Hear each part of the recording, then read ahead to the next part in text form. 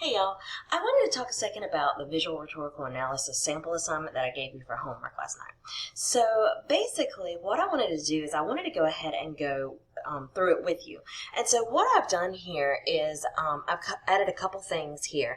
And so I have a graded sample of it, and I'll show you what that looks like. So basically with my comments on there. And then I also showed you how to cite an advertisement, so we'll go look at that in a second. I'm going to put this video up here, but I'll also send an announcement. So anyway, let's look at the essay. Okay, so I think I'm looking at the introduction now, just kind of specifically. And so when I look at that introduction, I think she does a pretty good job.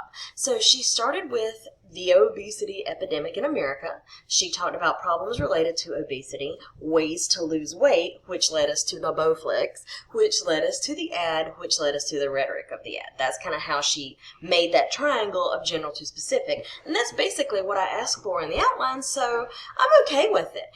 I think it's pretty clear. I can see the line and where her brain was going, so I'm okay with that. Now, some of my students have said before that they thought it talked a little bit too much about obesity and a little too little about rhetoric. So do with that what you will. A couple other things that I really like is they mention women's health in here. I think it's important to tell me where it was from really early on. And so then I think the thesis actually looks really good too. She says pathos, logos, and ethos are effective and appeal to people wanting to lose weight fast. I would say people who want to lose weight fast, but whatever.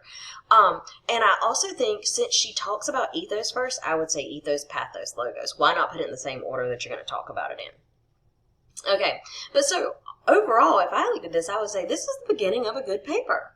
Okay, so moving on, the next paragraph is just description. And I think it looks fun, and I didn't think too much of it, so I just was like, blip, that's what it is, moving on. Okay, and so then my next section is my audience author purpose. Now, let's talk about this. I think she does a great job of telling me who the audience is. She says this is in women's health, and basically there's a woman on the treadmill or on the whatever that thing is, and so I think that looks really good, and of course it would be. I think almost it's a no-brainer that it would be marketed to people who want to lose weight. So I thought she did a great job there. I thought purpose looked good too. So she says, and I like this, she says the purpose is not only to sell the Max Trainer, but empower people and to help them achieve lifetime of fitness success. I mean, it sounds a little corny, but whatever. Now, I don't know what happened after that, because honestly, I look at this and I decided I was like, okay, I'll give her a couple more sentences. But by the time I get to here, I don't even understand why, I don't even understand why she has that information here. So I think if it were me, I would cut out from here to here. I just said you don't need any of it. And she really never, there's a question mark if you can't see that, but I don't really think she talks about the author very much here. I don't think she really even mentions the author. And I mean, really all we need to do is say the author of this ad is Bowflex. And what we know about them is probably, for me, is very limited.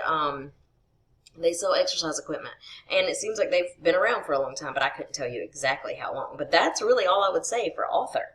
So keep that in your mind. So now we're actually going to the rhetorical appeals. And now what I'm going to say here is I do think she faltered pretty hard whenever she started to do the ethos, pathos, and logos. She's got some things here that I was just like, okay, so they're talking about credibility, so she understands what it is. And then I don't know where this information came from with 25 years of revolutionizing workout equipment. I thought that might be author, which I think would go into this paragraph. So I was just like, I don't know what this is. So I said, where did this come from and why is it here? If it were me, it would go in the paragraph above under author. Now, after that, though, whenever she starts with the 2013, it won its first award, and I think that to me is how you build ethos. But now, one of the things that are happening here, she actually tells me what ethos is, and she shows me examples of ethos, but she doesn't tell me how winning that the Distinguished Red Dot Award makes the company more credible. And so she has the example, but she doesn't have the connection. I need the connection. But the second part is still a little bit more what I'm looking for than the first part. Now, I think here's where we start to really go downhill. I've told y'all before that pathos is the heart of advertising. So when I look at this, I'm like, oh my gosh, why is this paragraph so short? And so, with this one, what I did was I went back to the ad because I was like, what is happening here? So it evokes a sense of motivation. Fine, I guess. And so you see the woman, and I think that's good. I don't really see much. I don't know. Is motivation? I guess I guess that is an emotion. But I don't see a whole lot of emotion here. So what I did was I actually wrote down some things that I saw as pathos in the advertisement. So I'm going to go to that advertisement really quickly, and we're going to look at this one because I don't think she did this fair at all. So I said, obviously, I agree with her about the fit lady. The fit lady makes me feel jealous, like I could be her if I got this machine, which makes me want to buy that machine. So it's a sense of jealousy. Okay, now I want you to look around this advertisement. All we have here is red. I mean, so much red. And so I look at red and I think about what would it mean in the context of this advertisement. To me, what it means in the context of this advertisement is it evokes this sense of urgency. I just feel like I'm reading it. It's an emergency that I buy this thing and I get fit. Now, I would actually say that is almost supported by this little ad here where it says save up to $350.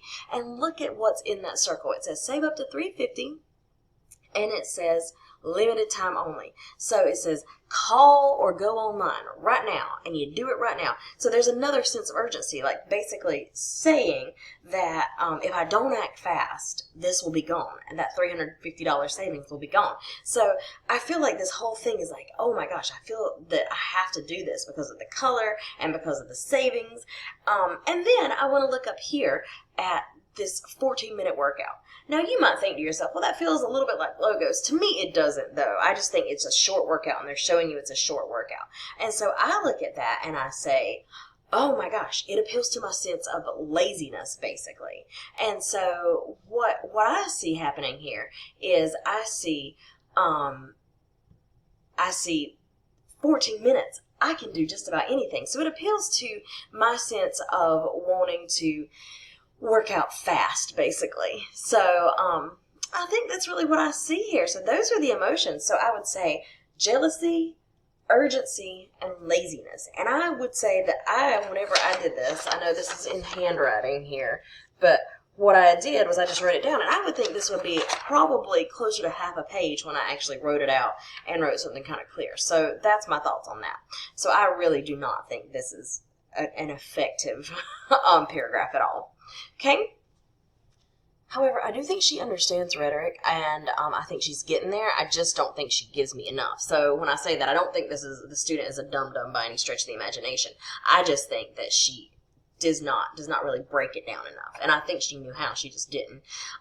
Okay, and so then we'll look at logos. And I think this paragraph is a little bit better because she does do some things that I want to see. She talks about the 80% more effective, the exertion in order to burn 2.5 more calories. Those are logos. These are statistic things.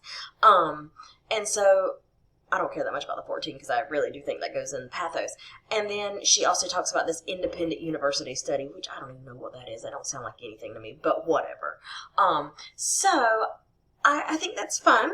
One thing, though, now that we've kind of gone through all three of them, one thing that she doesn't do either is she isn't showing me how these things are creating a good advertisement. This is making this ad effective because. And so there's like a couple things that you have to do in this paper. Number one, you have to show me examples. Number two, you have to show me how the examples are ethos, pathos, or logos. Number three, you have to show how the pathos, ethos, pathos, or logos make this ad more effective. And I don't think she really ever got to that point. Okay, then we have her conclusion. I think this looks really, really great. I thought that was perfectly fine, and I moved on from there. So now what I did was I made a list. And so I look at my writing, I'm like, it goes in. But so good things that I saw in this paper, and I do think it had some good things. The intro was good. I thought the thesis was good. The audience section was fun. The purpose section was pretty good. The second part of the ethos paragraph I thought was good, and the conclusion. So I mean, there are things that are important here. I just really wish you would tell me about the author. I really do wish you would just tell me what she knew about the author and move on with it and not add some stuff that came from somewhere that she didn't mark. So I thought that was okay. I thought the author, audience, and purpose paragraph, especially after purpose, got super fluffy. It's just full of nothing. And then the first part of ethos needed some work because it's not really saying much to me. And then I think whenever she actually started talking about what the ethos was in the ad, it got intensely better. Her pathos and her logo section both need quite a bit of work, and I tried to show you some of those, and I'm going to mark those as well. So I think those are kind of my thoughts on that. So do with that what you will. I think this is a really good video to kind of help you see where my brain goes. Now, you might say also, what grade did you give this student? Well, here's the thing.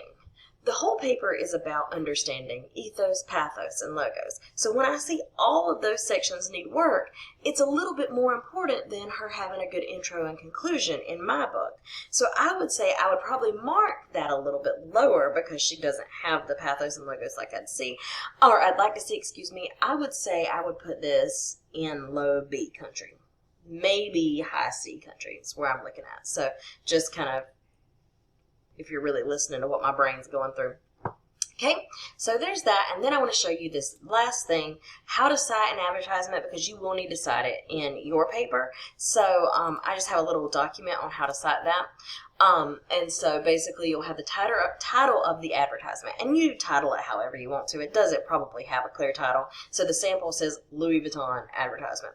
Okay, the name of the magazine in italics, and then the date, the year, and then the page number, followed by a period. So after, this looks long here, but honestly right here it's not that long. So that's what that'll look like. Okay? And I'm going to close that out in a second. But honestly, that's all I have for you right now. So if y'all have any questions, please, please, please let me know. All right. Y'all have a good day. Bye.